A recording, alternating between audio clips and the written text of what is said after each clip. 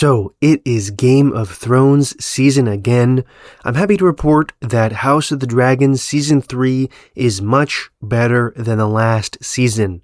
Now, I'm not sure where I'd put it in comparison to Game of Thrones, but it's not bad. But you know what? I'm not here just to give lukewarm praise to a TV show with the budget of a medium-sized Caribbean nation. I'm here to poke holes in George R.R. Martin's life's work. Because while obviously the world building in A Song of Ice and Fire is undeniably successful, and it's of course very, very dense, there's just something missing still. This is What, Why, How, and that's what the video's about. Don't forget to like, subscribe, and check out patreon.com/whatwhyhow. Okay, I lied earlier, to be honest. There's not just one thing missing from the world building, there are several things. First is more languages. Kepa.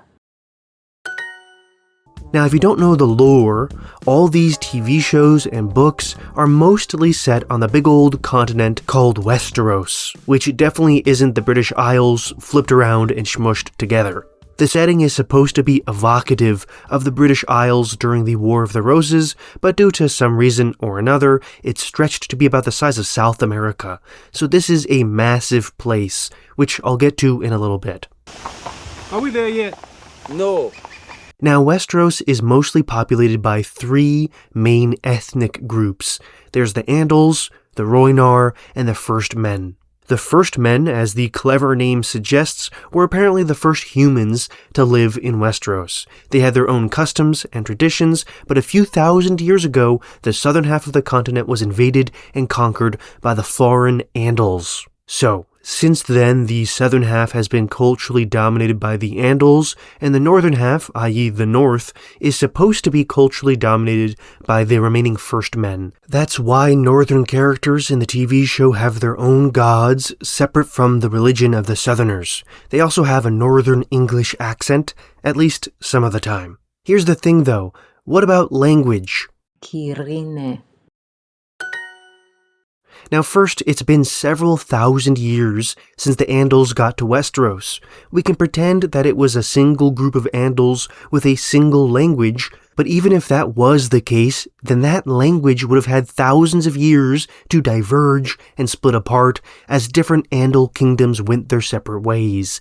This is inevitable with language, especially when we're talking about people living across a continent the size of South America, with a technological level that makes traveling from one kingdom to another a multi-month trek. Latin, for example, diverged into Spanish, French, and Italian. The ancient West Germanic language diverged into English, Dutch, and German. And that happened even though England and the Netherlands are right next to each other. The Vale and the Reach, they speak the same exact language. Now you might say, aha, but Westeros was united by the Targaryens. But that happened thousands of years after the Andals got to Westeros, so the common people should have already spoken very different languages. Also, while the Targaryens ruled Westeros for about 300 years, there was never any Targaryen language standardization program or anything like that. Is. Munya. In fact, the Targaryens didn't even bother to replace local rulers when they conquered Westeros, which they probably should have. Targaryen rule definitely was more decentralized than the governments of modern-day nation-states with railroads and public schools, which have mostly squeezed out regional languages, such as in France and Italy. Those countries, by the way, are much smaller than Westeros, but even they had much greater linguistic diversity in the Middle Ages than Westeros does. So if Westeros was actually the size of France, there'd still be more languages. So, any logical world building would mean that the Vale, the Riverlands, the Westerlands, the Reach, and the Stormlands should all have their own separate Andal languages. Each of the major regions within those kingdoms should realistically have a different dialect too. Dorne, to the south, is a bit of a special case because it has a lot of Rhoynar influence. It's a bit of a complicated history, but apparently some Dornishmen do speak Rhoynish. But those who don't speak Andal, which is apparently identical to the language spoken all the way on the Iron Islands. They should probably speak a different dialect, a whole different language maybe. Now I don't want to be too negative, I'm just saying that this is a missed opportunity. But okay, whatever, the Andals all speak the common tongue, which is just English for the sake of the audience. But here's the thing, Why does everyone in the north speak the common tongue, the Andal language? The north was never conquered or colonized by the Andals. Even the Targaryens didn't conquer the north surrendered, and there was no large replacement of Northmen by Andals. George R.R. Martin says there was a lot of intermarriage between the Andals and the First Men, and that makes sense for some areas, but not the North, which still practices the religion of the First Men. While there's gonna be some diplomacy and trade between the North and other kingdoms, there's just not enough for the entire language of the First Men to be replaced. That's why the Northmen practiced their own religion in Game of Thrones, which is some good world building. Now you might think of the example of Scotland. Doesn't it make you proud to be Scottish? It's shite being Scottish! Which is one of the inspirations for the North. In the 1400s, people in Scotland were shifting away from the Celtic language of Gaelic to the Scots language, which you can imagine is kind of a brother language to English. But here's the thing, the history of Scotland is completely different from the history of the North. Now, Scotland was independent, and the North isn't, but there was much greater Germanic and Anglo-Saxon and Norman influence on Scotland than Andal influence on the distant North. If the Starks were some Andal kings, or if a bunch of Andals colonized the North, that would be one thing, but they aren't, and they didn't. Otherwise, we'd see a bunch of people in the North practice the Andal religion, so the North should be speaking a different language from the rest of Westeros. Now hold on, you might say. Adding a bunch of languages would make Game of Thrones illegible. Obviously, if half the books are in a made-up language, people just wouldn't be able to read them. But they don't actually have to be. Internal dialogue can just be translated to English. Even external dialogue could just be translated to English. Books do this all the time. It's not hard. Just have them say, Jon replied in the common tongue, or Jon replied in the northern tongue. That's easy. Also, here's the thing. For centuries after the Norman conquest, English noblemen in England spoke French instead of English. With just a few world-building tweaks, you could just have most of the noblemen in Westeros speak a common language. After all, they're all taught by the maesters, who are in turn all educated in a single city, Old Town, down in the Reach. Maybe all the royals in Westeros speak a single court language, which would be similar to the dialect they speak in Old Town. That's one way, by the way, to show that the Reach has a lot of cultural influence on the rest of Westeros, which isn't really immediately transparent in the books or show.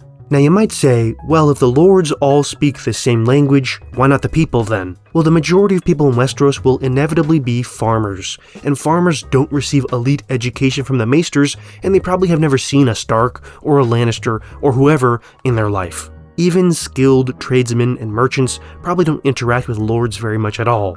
The noble class would mostly interact with the elite upper class of other noblemen, or the richest of the middle class, so their language wouldn't flow out to the common people. Instead, it's more likely for noblemen to adopt the common language of the much more numerous common people, at least before the modern period when strong central governments can enforce language standardization. Also, from a practical level, by just adding a few more languages into A Song of Ice and Fire, there are so many more opportunities for interesting world building. I mean, for one, you can have more intrigue, since some characters literally won't understand each other. There's a whole scene where Daenerys pretends not to understand someone who speaks a foreign language, then what a surprise, she understood him the whole time. Jaime and Cersei Lannister could speak to each other in their own language, the language of the Westerlands, which Robert Baratheon wouldn't understand. Let's pretend George R.R. Martin decided to give each kingdom a different language. The scale and the difficulty of holding together Westeros would immediately be more obvious to the casual reader, or the casual watcher of the show. The power of the Targaryens who held together the continent for 300 years would also instantly be more obvious. King Robert's difficulties and challenges and the looming threat of division and war would also instantly be more transparent. And that's just from a practical storytelling perspective. Here's another thing. So there's a bit of a class divide in Game of Thrones. In Jon's first chapters, he feels excluded from the rest of the Starks because he's a bastard. Then when he joins the Night's Watch, people mock him as Lord Snow because of his privileged upbringing. Jon Snow literally having some difficulty speaking the language of the other Watchmen would amplify and strengthen this theme in the story. His arc in the first book is making a new home at the Wall with all his misfit buddies. Wouldn't literally learning to speak their dialect help with that theme? Here's another thing. The kingdoms of Westeros feel kind of monolithic. There's of course a lot of depth, but it's not immediately transparent, and it doesn't rise to the top of the froth of the story. Each of the kingdoms kind of feels like one-note Star Wars planet stuff. If each region within the kingdom spoke a different dialect, the divides of the kingdoms would be more obvious. Maybe each of these cultural regions has a powerful house or a noteworthy city. Maybe that's one strategy for how the Targaryens kept power, by playing regions within kingdoms off of each other, i.e. divide and conquer. There are the mountain clans in the Vale, for example. We should have more of that kind of thing. Now, of course, George R.R. Martin has said he isn't a linguist, so he didn't have time to develop a bunch of languages for his books. To which I respond, he started writing Game of Thrones in 1991. That was 35 years ago. He could have literally gotten nearly 9 whole undergraduate degrees in linguistics between then and now, and he's not even done yet. But again, you don't need a degree. You don't need to craft a whole new language. You have to, at most, make up a few sentences and then just hand wave. You could literally just copy a sentence from German and change a few vowels around, and bam, you have a new Germanic fantasy language that you're only going to use for like a sentence or two. You introduce the language once, then afterward just say the character is speaking in that language, but translate it to English for the sake of the reader. This is not like hard or complicated stuff. But again, this is just a missed opportunity. I don't want to rain on anyone's parade. And that's all I have to say for today. So if you like this sort of video, don't forget to like, subscribe, and why not support the channel on patreon.com/whatwhyhow for only $1 a month to keep the channel alive. Thanks to those who already do, who are on the screen now, and adios. Peace.